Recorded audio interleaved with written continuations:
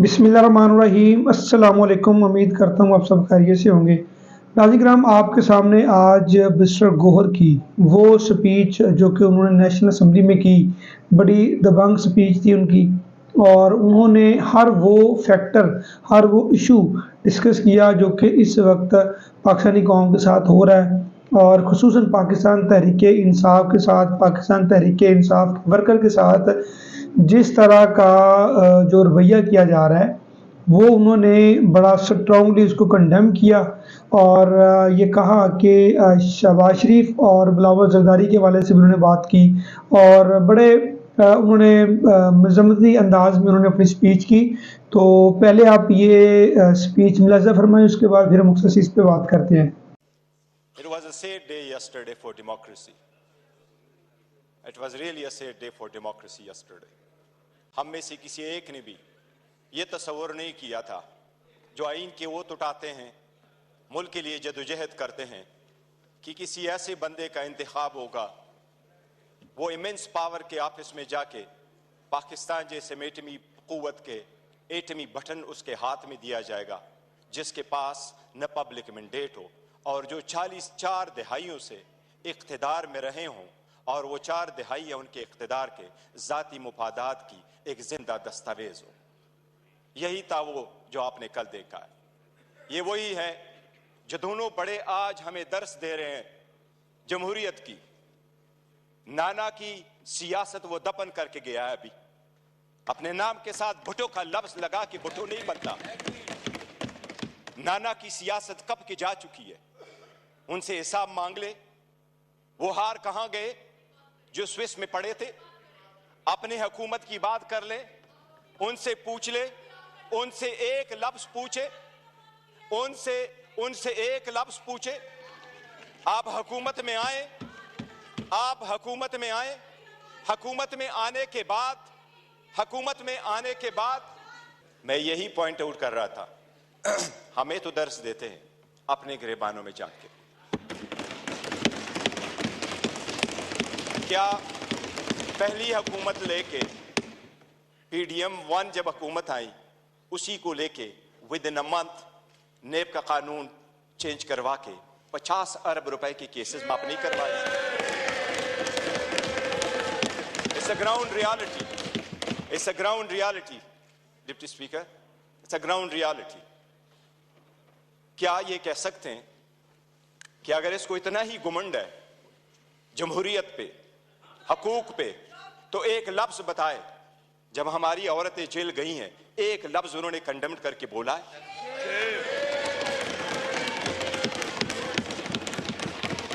एक हमारे लोगों को जब इलेक्शन के प्रोसेस से गोया, ये जो पीछे लोग आप देख रहे हैं 91, ये 91 नहीं थे, ये 91 वही है।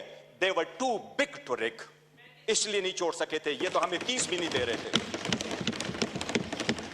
प्रपोजलों को रोका, सिकंदरों को रोका, डॉक्यूमेंट्स छीने गए, कैसरा इलाही से उसका दुपट्टा छीना गया। इनको एक लफ्ज उस वक्त ये बोले, इन्हीं सर्कमस्टांसेस में इलेक्शन जीत करके हम आए हैं।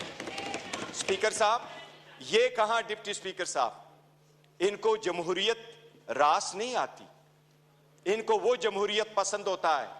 शहबाज शरीफ साहब कैसे कहते रहे, ये एक दूसरे को मुफादात की टक्कर में इकट्ठे होते हैं, इसलिए ये पावर शेयरिंग पर बिलीव करते हैं। इमरान अहमद खान नियाजी अवामी सियासत पे बिलीव करता है, पावर शेयरिंग पे नहीं करते। क्या शहबाज शरीफ ने मलक कयूम को फोन करके कन्विक्शन ही नहीं करवाई थी? कितने अदब के साथ अभी कह रहे इकट्ठे बैठ के। आज इन्होंने सारे एक डाइनिंग टेबल पे बैठने वाले लोगों में इतने ओहदे नहीं बांटे। ये इमरान खान है, जिस वक्त आपके पास डेमोक्रेसी आएगी, जिसने मोरूसी सियासत को खत्म किया। मेरे जैसा वर्कर चेयरमैन PTI की हैसियत से इस वक्त खड़ा है। इस ईमान का pride of parliament Umar Khan साहब है। Pride of parliament Umar Khan, जिसके पास शायद ज्यादा वोट तो नहीं आए, he couldn't get most of the vote, but he was the candidate with most credibility, alhamdulillah। हमारा शेर मुल्तान को स्पीकर मुकर्रर किया, वो फर्जंदे मलकन को इमरान खान साहब ने डिप्टी स्पीकर मुकर्रर किया। इनसे पूछे कोई ओहदा किसी को और देंगे क्या? पीपल्स पार्टी में कोई भी और बंदा नहीं है सदारत के लिए कि जरदारी को आप देते हैं? योर ऑनर, डेमोक्रेसी ऐसी नहीं है।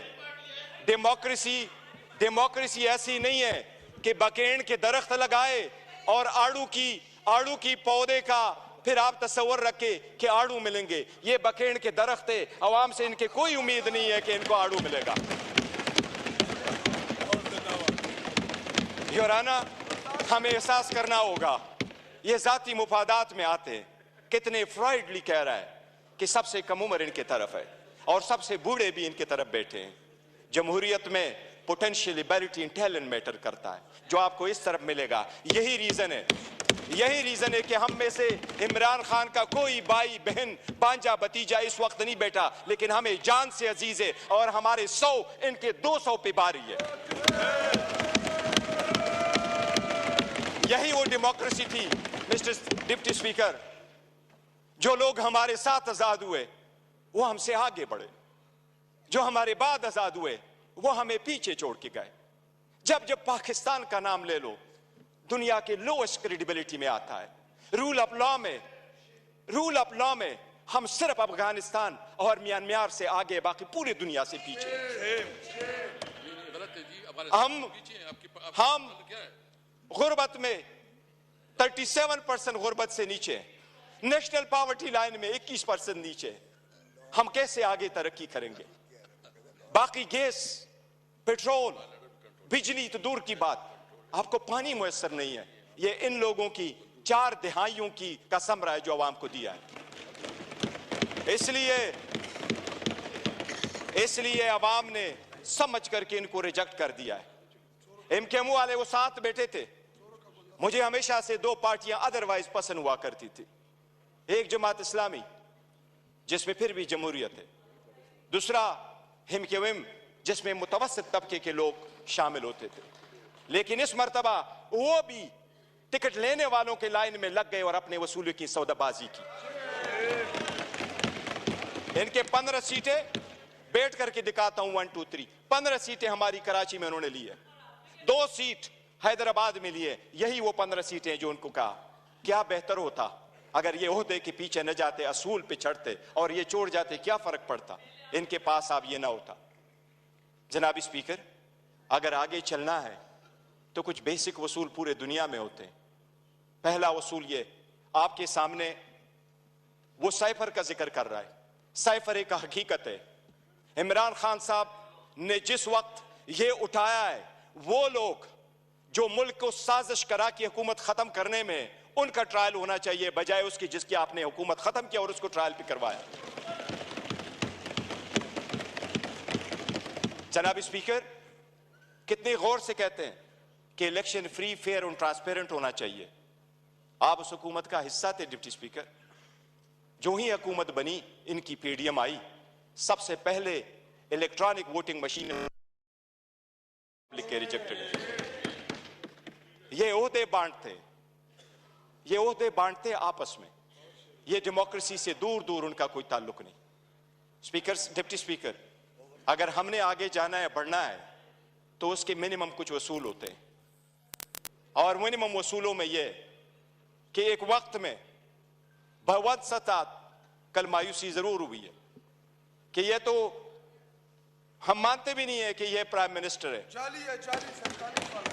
लेकिन फिर भी उस ऑफिस में निकलते हुए भी इसने हमारे वो औरतें बहनें जो जेलों में, उनकी रिलीज का कोई ऑर्डर नहीं किया था। इससे तो यूसुफ रजा गिलानी बेहतर था, जिसने पहले दौर में यह कह दिया था कि जज उसको मैं आजाद कराऊंगा। ये वही वाले लोग हैं जो उस तरफ चले गए। डिप्टी स्पीकर साहब, डेमोक्रेसी के वो उसूल जिसको लोग सुनहरी उसूल क्या कहा करते थे, ये लोग कुर्बान कर चुके हैं। ये आकर के आपको दर्स देते हैं कि हम डेमोक्रेटिक है। योर ऑनर, ये डेमोक्रेटिक नहीं है, ये मुफाद परस्त है। इसमें कोई शक नहीं। आपने नेब के कानून में तरमीम की, आपने अपने मुफादात की पॉलिसी की, सबसे बड़ी काबीना इसने बनवाई इंडिया का मैं एक मिसाल देता हूं डिप्टी स्पीकर। 1971 में इंडिया की आबादी थी 54 करोड़, आज इंडिया की आबादी है 140 करोड़। 71 में इंडिया की लोकसभा की यानी नेशनल असेंबली की सीटें 528 थी, आज भी इंडिया में लोकसभा की सीटें 528 है। जो सीटें मुख्तस थी 54 करोड़ लोगों के लिए, इंडिया ने कहा हमने ओहदे नहीं बांटे, सीटें नहीं बांटी, हमने अपना पैसा बचाना है, अवाम का पैसा बचाना है। आज भी 140 करोड़ उसी सीटों पे बैठे। अगर ओहदे नहीं बांटने और अपनों को नहीं मानना तो डेमोक्रेसी आगे बढ़ेगी, लेकिन अगर मुफादात की डिप्टी स्पीकर सियासत होगी तो हम आगे नहीं बढ़ सकेंगे। हमने आपके सामने एक प्रिविलेज मोशन भी लेके आया। कौन सा लफ्ज है जो उमर साहब का आपने स्पंज किया है, लेकिन हमें नेशनल टीवी पे आप स्पेस नहीं दे रहे। हम आपको रिक्वेस्ट कर करके तक जाते हैं कि हमें टाइम दे बोलने के लिए। इस पार्लियामान में हमारा एक जैसा राइट होना चाहिए। ये स्टेट तो हमारा है और हम अल-ऐलान कहते हैं कि जब पाकिस्तान की दिफा और सालमियत का आएगा, हम हर किसी के साथ इकट्ठे खड़े होंगे, पाकिस्तान की दिफा में कोई आंच नहीं आने देंगे। जनाब डिप्टी स्पीकर, यह तो आईन में लिखा है कि कोई अदालत यह फैसला दे सकती है कि कोई सादिक और अमीन है या नहीं है, लेकिन आईन में यह कहीं भी नहीं लिखा। पाकिस्तान की किसी अदालत के पास यह इख्तियार नहीं है कि क्या कि कोई मुहिब वतन है या नहीं है। हम सबसे ज्यादा मुहिब वतन है, हमारा लीडर सबसे ज्यादा मुहिब वतन है। इसलिए अगर आगे चलना है, आज 4 दिन हो गए, हर मर्तबा हमारी ब्लैकआउट किया जाता है। इमरान खान साहब की आवाज पे पाबंदी है। बानी चेयरमैन बहलो, वो बोलना है तो बोल दे, नाम नहीं ले सकते। क्यों? जो इस वक्त दुनिया के सबसे पॉपुलर लीडर है, उसके मरहूनी मिन्नती हम सारे बैठे हैं। अगर आप सरकार यह कोई करती है कि बलूचिस्तान के लोगों के लिए तो यह हो कि हम उसको मेन स्ट्रीम में लेके आए, लेकिन हमें इस पार्लियामेंट में होते हुए भी हमें यह नहीं माना जाता कि हम और ये एक जैसे एक व किस्म का राइट है, तो यह चलना मुश्किल हो जाएगा। डिप्टी स्पीकर साहब, आपसे इल्तिजा है कि इस मर्तबा जो हमारे प्रिविलेज मोशन आपके पास आए हैं, हमें इक्वल टाइम दे। हमने पहले दिन कमिटमेंट की है कि हमारी अपोजिशन डिस्ट्रक्टिव अपोजिशन नहीं होगी, कंस्ट्रक्टिव अपोजिशन होगी। हम हुकूमत को अकाउंटेबल करेंगे फॉर इट्स सेक्शन 2 के हम नहीं मानते कि यह हुकूमत के हकदार है, लेकिन सबसे पहले ये कि हम और उनके जो टाइम मिलना है वो एक जैसा, और हमें आपको दरखास्त न करनी पड़ेगी।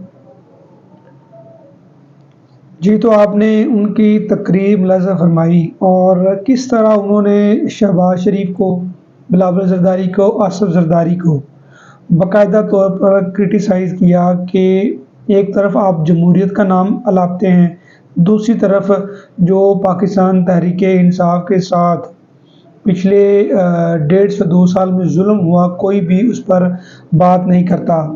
जैसा कि पाकिस्तान तहरीक इंसाफ की ख़वातीन जब उनको जेल में डाला गया, इवन के शहबाज शरीफ साहब ने अभी प्राइम मिनिस्टर ऑफिस संभाला है, उनके ऑफिस संभालने के बावजूद उन्होंने ये तक नहीं कहा कि ख़वातीन को जो कि सानिया 9 मई में गिरफ़्तार हुई या जो उससे पहले गिरफ़्तार हुई, तो उनको कोई रिलीफ दिया जाए। और मज़ीद ये कहा कि कैसरा इलाही जो कि परवेज़ इलाही साहब की अहलिया हैं, उनकी किस तरह उन पर हमला किया गया, उनकी चादर चवार दीवारी को पमाल किया गया।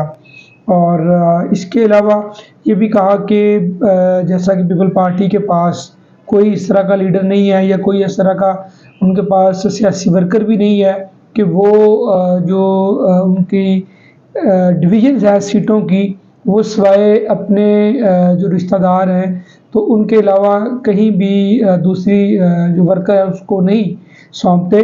जैसा कि इमरान खान है, और इस असम्बली में उन्होंने बाकायदा तौर पर असम्बली की तरफ इशारा करके कहा कि इस बैठे हुए ऐवान में हमारी तरफ कोई भी ऐसा नहीं है जो कि इमरान खान का या करीबी रिश्तेदार हो या उसका कोई अजीज़ हो।